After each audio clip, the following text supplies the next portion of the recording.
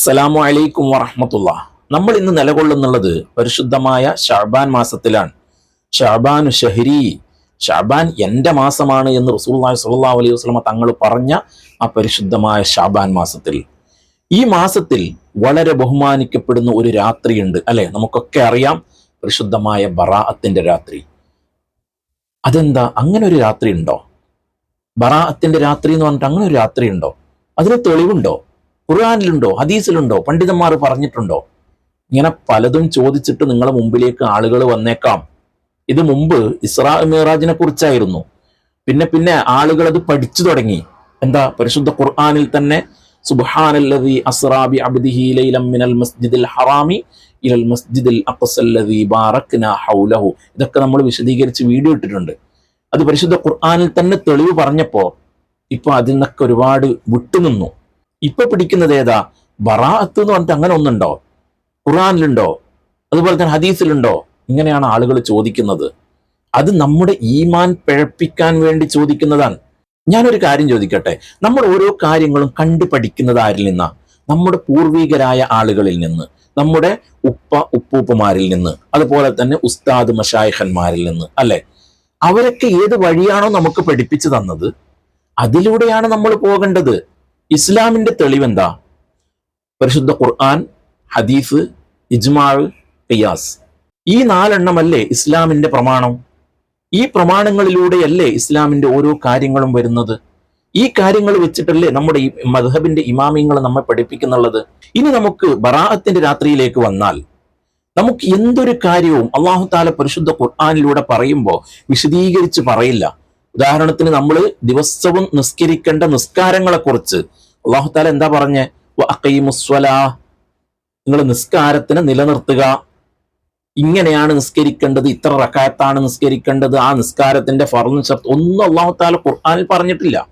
അത് നമുക്ക് പഠിപ്പിച്ചതാരാ? തഫ്സീറിന്റെ പണ്ഡിതന്മാർ, ഹദീസിലൂടെ റസൂലുള്ളാഹി സ്വല്ലല്ലാഹു അലൈഹി വസല്ലമ തങ്ങൾ, അതുപോലെ തന്നെ ഇജ്മാഉം ഖിയാസുമാകുന്ന പണ്ഡിതന്മാർ, അവരാണ് നമുക്ക് പഠിപ്പിച്ചു തന്നത്. അപ്പോ ഈ ബറാഅത്തിന്റെ രാത്രിയെക്കുറിച്ചും അല്ലാഹു തആല പരിശുദ്ധ ഖുർആനിൽ പറയുന്നുണ്ട്. നമ്മൾ സാധാരണ ബറാഅത്തിന്റെ രാത്രിയിൽ ഓതുന്ന ദുഖാൻ സൂറത്തുണ്ടല്ലോ, 3 യാസീനും ദുഖാൻ സൂറത്തൊക്കെ ഓതൂലേ? യാസീൻ സൂറത്തിനെ കുറിച്ച് പറയാനുണ്ട്. അപ്പൊ ആ ദുഖാൻ സൂറത്തില് തുടക്കത്തിൽ തന്നെ അല്ലാഹു തആല പറയുന്നുണ്ട്, എന്താ? ഇന്നാ അൻസൽനാഹു ഫീ ലൈലത്തിൻ മുബാറക, ഒരു ബറക്കത്താക്കപ്പെട്ട രാത്രി. അതേതായി ബറക്കത്താക്കപ്പെട്ട രാത്രി? നമുക്കും സംശയമില്ലേ? അത് വേറെ ഏതെങ്കിലും രാത്രിയെ കുറിച്ച് പറഞ്ഞതാണെങ്കിലോ? എന്നാൽ ഇത് വിശദീകരിച്ചുകൊണ്ട് തഫ്സീറിന്റെ പണ്ഡിതന്മാർ, ബഹുമാനപ്പെട്ട ഇമാം റാസി റളിയല്ലാഹു അൻഹു, അതുപോലെ തന്നെ ഇമാം ഖുർത്തുബി റളിയല്ലാഹു അൻഹു, അബൂ മസ്ഊദ് റളിയല്ലാഹു അൻഹു, ഇവരെ പോലെയുള്ള വലിയ വലിയ തഫ്സീറിന്റെ മഹാന്മാർ, അവര് പറയുന്നത് ഈ രാത്രി അത് ഷഅബാൻ 15ന്റെ രാത്രിയാണ് എന്ന് ബഹുമാനപ്പെട്ട ഇക്രിമ റളിയല്ലാഹു അൻഹു പറഞ്ഞതായിട്ട് ഈ തഫ്സീറിന്റെ മുഫസ്സിരീങ്ങൾ രേഖപ്പെടുത്തുന്നുണ്ട്. അപ്പോ ബഹുമാനപ്പെട്ട ഇക്രിമ റളിയല്ലാഹു അൻഹു പറഞ്ഞതായിട്ട് ഈ തഫ്സീറിന്റെ എല്ലാ മുഫസ്സിരീങ്ങളും രേഖപ്പെടുത്തുന്നുണ്ട്. അത് ഷഅബാൻ മാസം 15ന്റെ അന്ന് രാത്രിയാണ്. അതുപോലെ തന്നെ ബഹുമാനപ്പെട്ട ഇബ്നു റജബ് റളിയല്ലാഹു അൻഹു, അവിടുത്തെ ലതായിഫുൽ മആരിഫ് എന്ന് പറയുന്ന ഒരു കിതാബുണ്ട്. ആ കിതാബില് സ്വഹാബത്തിൽ നിന്നും ഇൽമ പഠിച്ച താബിഈങ്ങൾ, ആ താബിഈങ്ങളായ ആളുകൾ ഈ ഷഅബാൻ 15ന്റെ രാത്രിയിൽ ഇബാദത്തുകൾ ചെയ്യാൻ വേണ്ടി അവർ പരിശ്രമിക്കുമായിരുന്നു. ആ താബിഈങ്ങളായ പണ്ഡിതന്മാർ, അവർ സ്വഹാബത്തിൽ നിന്ന് പഠിക്കുന്നതാണല്ലോ, സ്വഹാബത്തിൽ നിന്നും കണ്ടുപഠിക്കുന്നവരാണ് താബിഈങ്ങൾ. ആ താബിഈങ്ങളായ പണ്ഡിതന്മാർ ഈ ഷഅബാൻ 15ന്റെ അന്ന് രാത്രിയിൽ ഒരുപാട് ഇബാദത്തുകൾ ചെയ്യാൻ, ഒരുപാട് ദുആകൾ ചെയ്യാൻ പരിശ്രമിക്കുമായിരുന്നു എന്ന് ബഹുമാനപ്പെട്ട ഇബ്നു റജബ് റളിയല്ലാഹു അൻഹു വ്യക്തമായി പറയുന്നുണ്ട്. അതുപോലെ തന്നെ ബഹുമാനപ്പെട്ട ഇബ്നു ഹജറുൽ ഹൈതമി റളിയല്ലാഹു അൻഹു ശാഫിഈ മദ്ഹബിലെ ആധികാരിക മുഫ്തിയാണ്. എന്തൊരു കാര്യമുണ്ടെങ്കിലും ബഹുമാനപ്പെട്ട ഇബ്നു ഹജറുൽ ഹൈതമി റളിയല്ലാഹു അൻഹു എന്ത് പറഞ്ഞിട്ടുണ്ട്? അവരുടെ കിതാബ് നോക്കിയിട്ടാണ് നമ്മൾ മസ്അലകൾ പഠിക്കുന്നത്. ബഹുമാനപ്പെട്ടവര് അവിടുത്തെ ഇത്തിഹാഫ് അഹ്ലുൽ ഇസ്ലാം എന്ന് പറയുന്ന ഒരു കിതാബുണ്ട്. ആ കിതാബില് ബഹുമാനപ്പെട്ട ഉമർ ബിൻ അബ്ദുൽ അസീസ് റളിയല്ലാഹു അൻഹുവിന്റെ ഒരു ചരിത്രം പറയുന്നുണ്ട്. ചരിത്രം എന്ന് പറഞ്ഞാൽ ബസറയിലുള്ള അദ്ദേഹത്തിന്റെ ആളുകൾക്ക് മഹാനവറുകള് എഴുത്തു കൊടുത്തു വിടുമായിരുന്നു. ഷാബാൻ മാസമായാൽ ഷാബാൻ മാസത്തിലെ ഈ 15ാം രാവിനെ കുറിച്ച് ഓർമ്മപ്പെടുത്തിക്കൊണ്ട് ഇതാ 15-ാം രാവ് വരാനായി നിങ്ങളൊക്കെ ഒരുങ്ങി തയ്യാറാവുക എന്ന് പറഞ്ഞിട്ട്, അന്നത്തെ കാലത്ത് എഴുത്തായിരുന്നല്ലോ, അങ്ങനെ എഴുത്ത് കൊടുത്തിട്ട് നാട്ടിലാകെ പറഞ്ഞ് പരത്താൻ വേണ്ടി, നാട്ടുകാരോട് പറയാൻ വേണ്ടി, അതുപോലെ തന്നെ അവരും തയ്യാറായി നിൽക്കാൻ വേണ്ടി ബഹുമാനപ്പെട്ട ഉമർ ബിൻ അബ്ദുൽ അസീസ് റളിയല്ലാഹു അൻഹു പറഞ്ഞയക്കുമായിരുന്നു, എഴുത്തു കൊടുത്തു വിടുമായിരുന്നു. ഇതൊക്കെയല്ലേ നമുക്ക് തെളിവ്? ആ രാത്രിയിൽ അല്ലാഹു തആല വളരെയധികം ദുആ സ്വീകരിക്കുന്ന രാത്രിയാണ് എന്നാണ്. ആ ദിവസത്തിൽ നമ്മൾ സാധാരണ ഓതാനുള്ളത് ഓതിയിട്ട്, ചൊല്ലാനുള്ള ദിക്റുകൾ ചൊല്ലിയിട്ട് കൂടുതൽ സമയവും നമ്മൾ കണ്ടെത്തേണ്ടത് അല്ലാഹുവിനോട് ദുആ ചെയ്യാനും അല്ലാഹുവിനോട് തൗബ ചെയ്യാനും വേണ്ടിയാണ്. കാരണം എന്താ? ആ ദിവസത്തിൽ അല്ലാഹു തആല വളരെയധികം ദുആ സ്വീകരിക്കുന്ന, പുറത്തു കൊടുക്കുന്ന ദിവസമാണ്. അല്ലാഹു തആല കൂടുതലും തൗബ സ്വീകരിക്കുന്ന, അതുപോലെ തന്നെ ദുആ സ്വീകരിക്കുന്ന ദിവസമാണത്. അപ്പൊ ആ ദിവസത്തിൽ നമ്മൾ ഈ ഓതേണ്ടതൊക്കെ ഓതിയിട്ട് അധിക സമയവും നമ്മൾ ചെലവഴിക്കേണ്ടത് ദുആഇനിക്കും അതുപോലെ തന്നെ തൗബക്കുമാണ്. ഈ സമയത്ത് എനിക്ക് നിങ്ങളോടൊന്ന് ഓർമ്മപ്പെടുത്താനുള്ളത്, ഇതുപോലെയുള്ള നല്ല നല്ല ദിവസങ്ങളിൽ ഈ ഓൺലൈൻ മജ്ലിസുകളിൽ നിന്നും നിങ്ങൾ പൂർണ്ണമായും വിട്ടു നിൽക്കുക. ദയവ് ചെയ്ത് ഇതുപോലെയുള്ള ഓൺലൈൻ മജ്ലിസുകളിൽ നിന്നും നിങ്ങൾ പൂർണ്ണമായും വിട്ടു നിൽക്കുക. നിങ്ങൾ ഈ മൊബൈലും വെച്ചിട്ട് ഈ ഓൺലൈനിലല്ലേ ഇരിക്കേണ്ടത്. നിങ്ങളൊക്കെ ഒഴിവാക്കിയിട്ട് കഴിയുന്നതും രാത്രിയിൽ അള്ളാഹുവിനോട് ഇരുന്ന് കരയുക. എത്ര ഉസ്താദുമാരും എത്ര പണ്ഡിതന്മാരും പറയുന്നുണ്ട്, എന്നാലോ ദിവസം തോറും കൂണ് പോലെ ഇങ്ങനെ ഓൺലൈൻ മജ്ലിസുകൾ ഇങ്ങനെ പൊട്ടിപ്പുറപ്പെട്ട് വരുന്നുണ്ട്. ഇത് യൂട്യൂബിലൂടെ നിങ്ങൾക്ക് ഇൽമ പറഞ്ഞു തരുന്ന ക്ലാസ്സിനെ കുറിച്ചല്ല ഞാൻ പറയുന്നത്. അവര് ഓൺലൈൻ മജ്ലിസ് എന്ന് പറഞ്ഞാൽ ആ സമയത്ത് തന്നെ ഈ മൊബൈലും ഓണാക്കി ഇങ്ങനെ ഇരിക്കണം. അല്ലെങ്കിൽ എത്ര ഉസ്താദുമാർ ഈ ദിവസത്തിന്റെ പോരിശകളൊക്കെ പറഞ്ഞു തരുന്നുണ്ട്. അത് നിങ്ങൾക്ക് സമയമുണ്ടാകുന്ന സമയത്ത് നിങ്ങൾ കേൾക്കുക, അതനുസരിച്ച് പ്രവർത്തിക്കുക. ഇത് ഓൺലൈൻ മജ്ലിസ് എന്നും പറഞ്ഞിട്ട് ആ സമയത്ത് ഇങ്ങനെ എടുത്തിരുന്നിരിക്കന്നെ.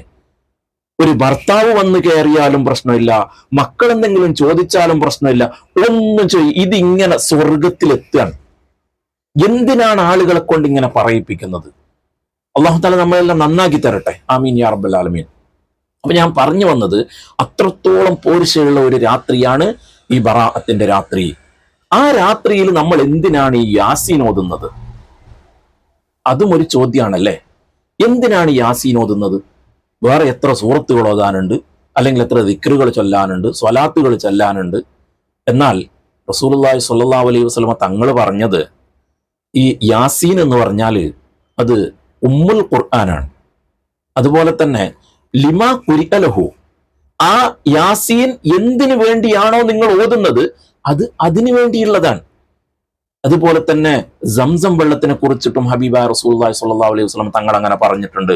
ലിമാ ശുരിബലഹു, അത് എന്തിനു വേണ്ടിയാണോ നിങ്ങൾ കുടിക്കുന്നത് അതിനു വേണ്ടിയുള്ളതാണ്. രോഗശമനത്തിനാണോ? രോഗം ശിഫയാകും. ആഗ്രഹങ്ങൾ സാധിക്കാൻ വേണ്ടിയാണോ? ആഗ്രഹങ്ങൾ സാധിക്കും. ഇങ്ങനെ പറഞ്ഞിട്ടുള്ള, അതുപോലെ ഈ യാസീനെ കുറിച്ച് പറഞ്ഞിട്ടുള്ളത്, നിങ്ങൾ എന്തിനു വേണ്ടിയാണോ യാസീൻ ഓതുന്നത് അതിനു വേണ്ടിയുള്ളതാണ്. അപ്പൊ ഈ 3 യാസീൻ എന്തിനുള്ളതാണ്?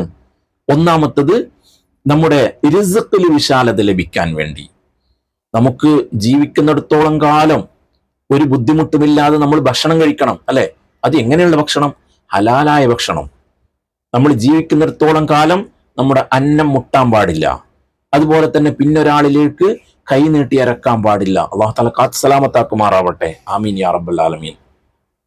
അപ്പോ നമ്മുടെ ഭക്ഷണത്തിൽ വിശാലത ലഭിക്കാൻ വേണ്ടി, ഹലാലായ ഭക്ഷണം നമ്മൾ ജീവിക്കുന്നിടത്തോളം കാലം വിശാലമായി ലഭിക്കാൻ വേണ്ടിയാണ് ഒന്നാമത്തെ യാസീൻ. രണ്ടാമത്തതോ നമുക്ക് ദീർഘായുസ് ലഭിക്കാൻ വേണ്ടി. അതെങ്ങനെയുള്ള? ആരോഗ്യത്തോടു കൂടിയുള്ള, ഈമാനോട് കൂടിയുള്ള ദീർഘായുസ് ലഭിക്കാൻ വേണ്ടി. നമ്മൾ പെട്ടെന്നൊന്നും മരിച്ചു പോകാതെ നല്ല ഈമാനോടുകൂടി, ആരോഗ്യത്തോടുകൂടി, അന്തസ്സോടുകൂടിയുള്ള ദീർഘായുസിന് വേണ്ടി. എന്നാലല്ലേ നമുക്ക് ഒരുപാട് ഇബാദത്തുകൾ അല്ലാഹുവിന് വേണ്ടി ചെയ്യാൻ കഴിയുകയുള്ളൂ. അപ്പൊ അതിനു വേണ്ടിയാണ് രണ്ടാമത്തെ യാസീൻ.